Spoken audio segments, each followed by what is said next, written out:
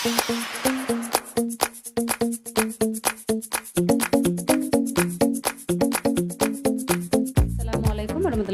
দর্শক, সবাই কেমন আছেন? আশা করি ভালোই আছেন। আজকে আমি বাড়িতে তৈরি করে দেখাবো জামের জুস বা জামের শরবত।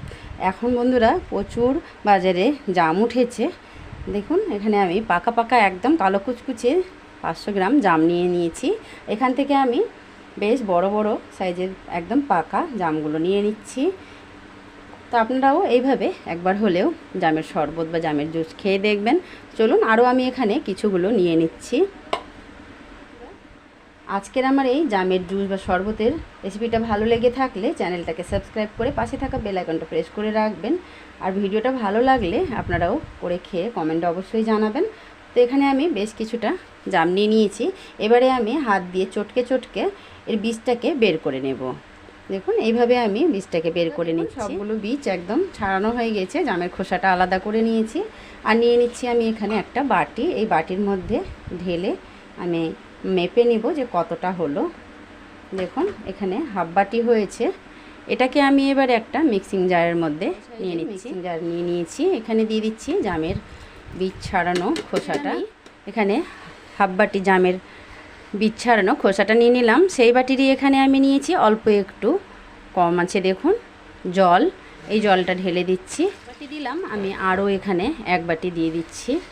এখানে আমি 2 গ্লাস শরবত করব, তার জন্য আমি 2 বাটি জল। এখানে 4 চামচের ভরে ভরে 3 চামচ চিনি, 1 2 3 হাফ চামচ বিট লবণ, হাফ চামচ থেকেও কম হবে। আর বন্ধুরা, চিনিটা আপনারা আপনাদের স্বাদ মতো দিয়ে দিবেন। একটু আমি এইভাবে নাড়িয়ে নিচ্ছি। দিয়ে দিচ্ছি একটা কাঁচা লঙ্কা। বন্ধুরা, ঢাকনাটাকে বন্ধ করে দিলাম। বন্ধ করে এটাকে আমি সুন্দর করে এবারে জুস বা শরবত করে নিয়ে চলে আসবো। এখানে আমি এইভাবে জুস করে নিয়ে চলে আসছি, কেননা আমার রান্নাঘরে মিক্সচার মেশিনে যে আমি কিছু বাটাবাটি করবো সেখানে বোর্ড, তার জন্য আমাকে ঘরের মধ্যে করতে হয়। এটাকে আমি বন্ধ করব আর এইভাবে কিছুক্ষণ পর এটাকে জুস করে নেবো। তাহলে খুব সুন্দরভাবে এটা জুস বা শরবত। দেখুন, এখানে আমার জুস করা হয়ে গেছে। এবারে আমি এটাকে বন্ধ করে দিচ্ছি। আমি এখানে নিয়ে চলে এলাম। খুব সুন্দরভাবে একদম জুসটা হয়েছে দেখুন। এবারে আমি নিয়ে নিব 2 গ্লাস। এখানে আমি নিয়ে নিয়েছি 2 গ্লাস। আর জলটা আমি ঠান্ডায় দিয়েছিলাম। এবারে আমি এই 2 গ্লাসের মধ্যে জুসটাকে ঢেলে দিচ্ছি। দেখুন, 2 গ্লাসের মধ্যে ঢেলে দিলাম। একদম 2 গ্লাস ঠিক ঠিক হয়ে গেছে।